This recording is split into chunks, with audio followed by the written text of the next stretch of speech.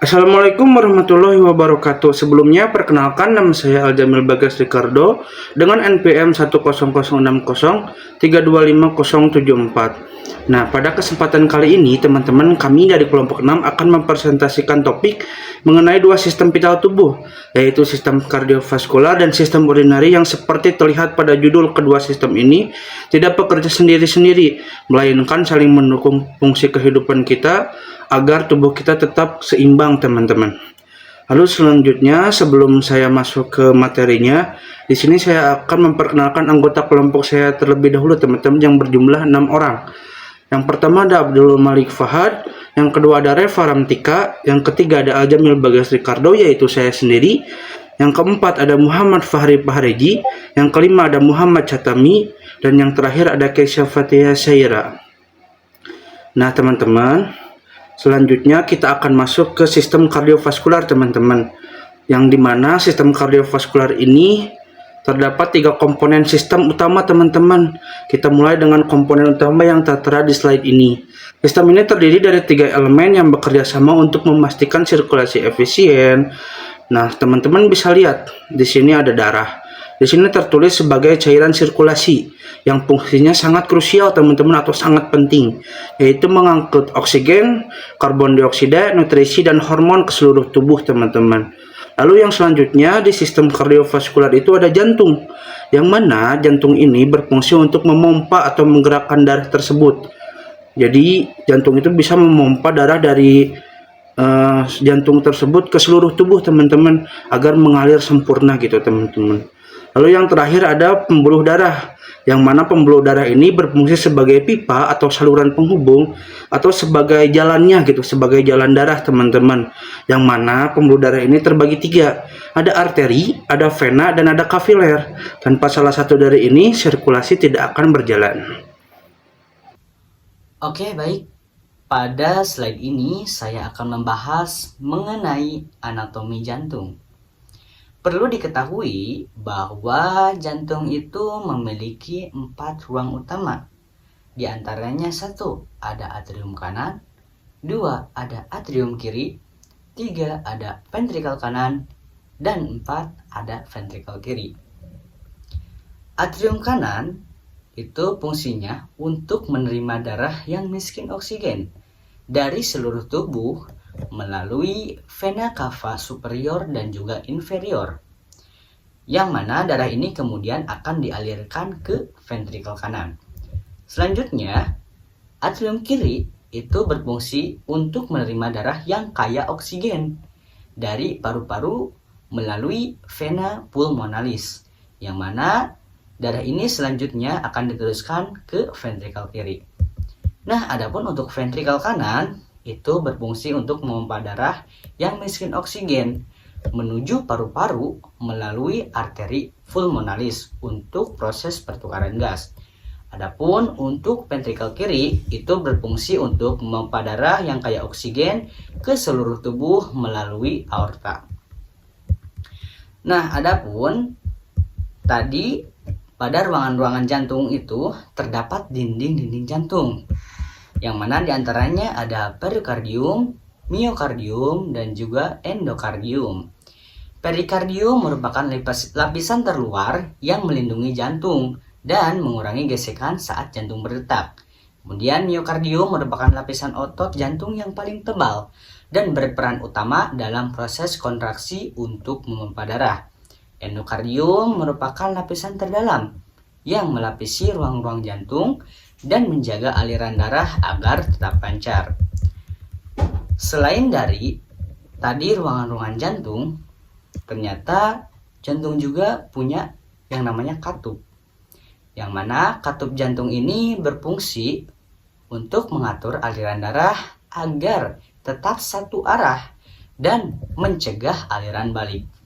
Nah, diantaranya ada katup trikuspid, ada katup mitral atau bikuspid, katup pulmonal, dan juga katup aorta. Katup trikuspid itu terletak antara atrium kanan dan ventrikel bawah. Katup mitral terletak antara atrium kiri dan ventrikel kiri. Katup pulmonal yaitu mengalir mengatur aliran darah dari ventrikel kanan ke arteri pulmonalis. Katup aorta berfungsi untuk mengatur aliran darah dari ventrikel kiri ke aorta. Nah, katup-katup ini membuka dan menutup sesuai dengan perbedaan tekanan darah di setiap ruangan jantung.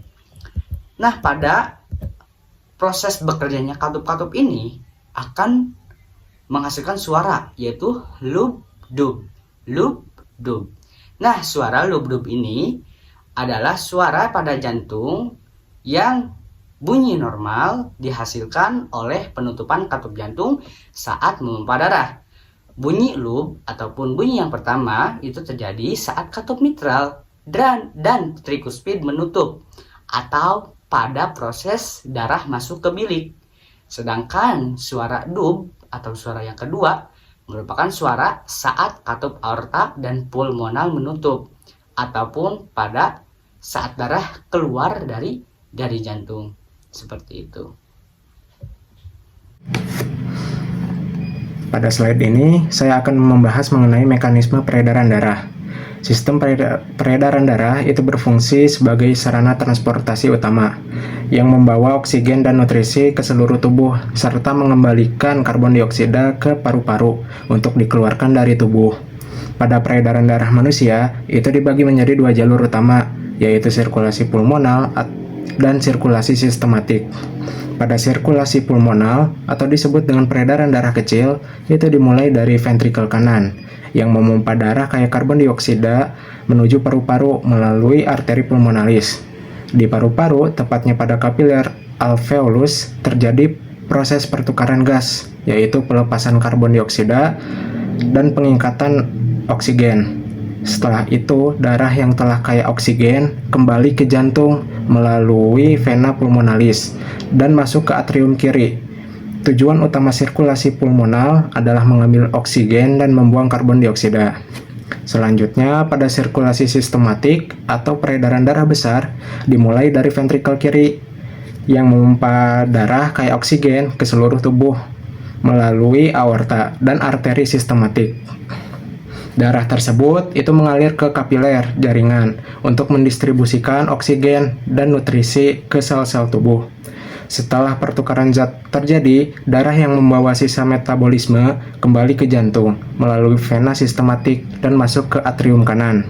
Tujuan sirkulasi sistematik adalah mengedarkan oksigen dan nutrisi ke seluruh tubuh.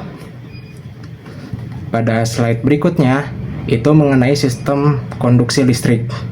Sistem ini merupakan mekanisme internal jantung yang dimana berfungsi sebagai pengatur irama dan frekuensi denyut jantung, sehingga kontraksi jantung itu berlangsung terkoordinasi dan mampu memompa darah secara efisien ke seluruh tubuh. Dalam sistem konduksi listrik jantung itu bersifat intrinsik, yang artinya jantung itu mampu menghasilkan dan menghantarkan impuls listrik secara mandiri tanpa rangsangan dari luar. Struktur utama dalam sistem ini itu meliputi nodus sinoatrial atau disingkat dengan SA, kemudian nodus atrioventrikular atau AVI, kemudian berkas HIS, dan terakhir itu serabut Purkinje. Setelah membahas sistem sebelumnya, sekarang kita beralih ke sistem urinari, yaitu sistem pembuangan pada tubuh manusia. Sistem ini memiliki peran sangat penting bukan hanya untuk membuang zat sisa, tetapi juga untuk menjaga keseimbangan cairan dan elektrolit agar tubuh tetap dalam kondisi normal. Sistem urinari ini terdiri dari 4 organ utama. Yang pertama adalah ginjal. Ginjal berfungsi sebagai penyaring darah, di mana zat sisa metabolisme, kelebihan air, dan zat yang tidak dibutuhkan oleh tubuh akan dipisahkan untuk membentuk urin. Organ kedua adalah ureter, yaitu saluran yang berfungsi mengalirkan urin dari ginjal menuju kandung kemih. Proses ini terjadi secara bertahap dan terus-menerus. Selanjutnya adalah kandung kemih. Kandung kemih berperan sebagai tempat penyimpanan sementara urin sebelum dikeluarkan dari tubuh. Organ ini bersifat elastis sehingga mampu menyesuaikan volume urin yang tersimpan. Yang terakhir adalah uretra, yaitu sebagai saluran terakhir pengeluaran urin dari tubuh ke luar tubuh atau ke lingkungan luar. Dari susunan organ tersebut, dapat dipahami bahwa urin mengalir secara berurutan dari ginjal, ureter, kandung kemih, lalu keluar melalui uretra. Selanjutnya kita masuk ke pembahasan anatomi ginjal. Jika membahas lebih dalam tentang ginjal, organ ini memiliki struktur yang kompleks dan tersusun atas unit fungsional yang disebut nefron. Nefron merupakan bagian terkecil ginjal yang berperan langsung dalam proses pembentukan urin. Di dalam nefron terdapat beberapa struktur penting, seperti glomerulus dan tubulus. Glomerulus berfungsi untuk menyaring darah, sedangkan tubulus berperan dalam penyerapan kembali zat-zat yang masih dibutuhkan tubuh, serta pengaturan komposisi urin. Secara umum, ginjal terjadi menjadi dua bagian utama, yaitu korteks sebagai bagian luar dan medula sebagai bagian dalam. Kedua bagian ini bekerja sama untuk memastikan proses penyaringan darah dan pembentukan urin berlangsung secara optimal. Dengan struktur dan mekanisme tersebut, ginjal mampu menjaga keseimbangan cairan dan kebersihan dalam tubuh. Halo, di sini saya akan menjelaskan bagaimana proses pembentukan urin terjadi.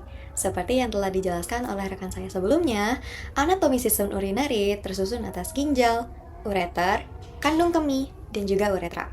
Pembentukan urin ini terjadi pada organ ginjal.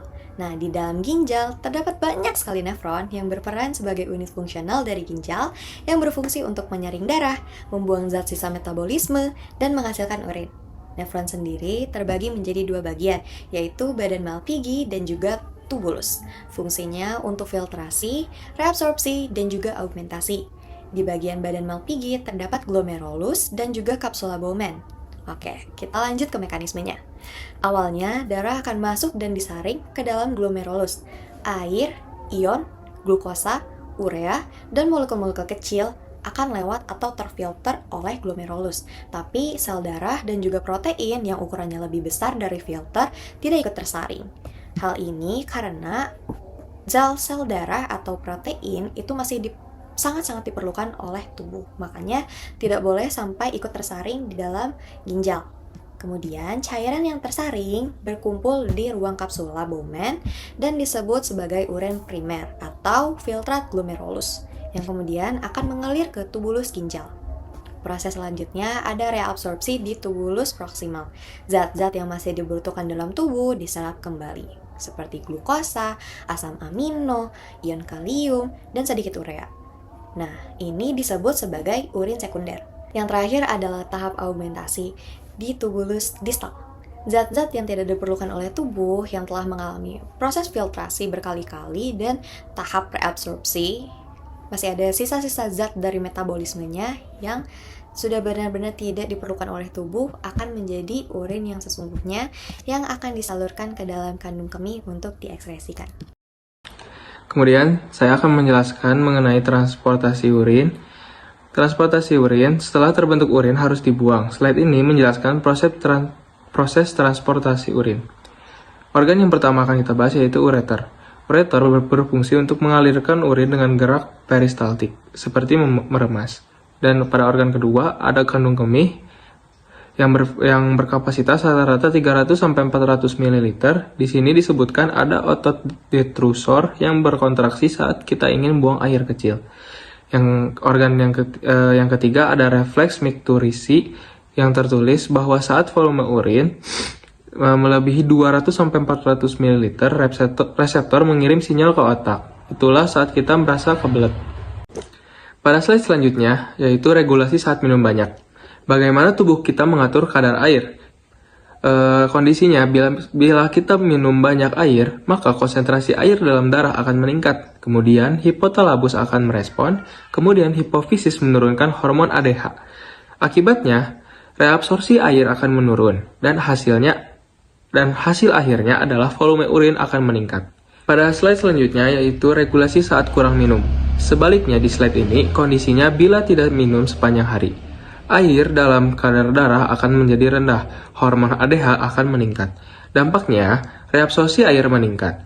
Tubuh menahan air, sehingga volume urin menjadi menurun. Urin jadi akan sedikit dan menjadi sangat pekat warnanya. Mekanisme ini mencegah kita dari dehidrasi. Terasa ya teman-teman sudah ada di bagian penutup dan kesimpulan. Jadi kami simpulkan bahwasanya sistem kardiovaskular dan urinari itu berperan penting, sangat penting dalam menjaga keseimbangan tubuh. Yang mana sistem kardiovaskular ini mendukung untuk sirkulasi darah dan sistem urinari ini mengatur pengeluaran sisa metabolisme tubuh itu agar tubuh kita tetap sehat dan tetap seimbang. Mungkin cukup sekian dari kelompok kami. Mohon maaf bila selama penyampaian ada tutur kata yang kurang berkenan. Semoga apa yang kami sampaikan bermanfaat teman-teman. Sekian dari kami.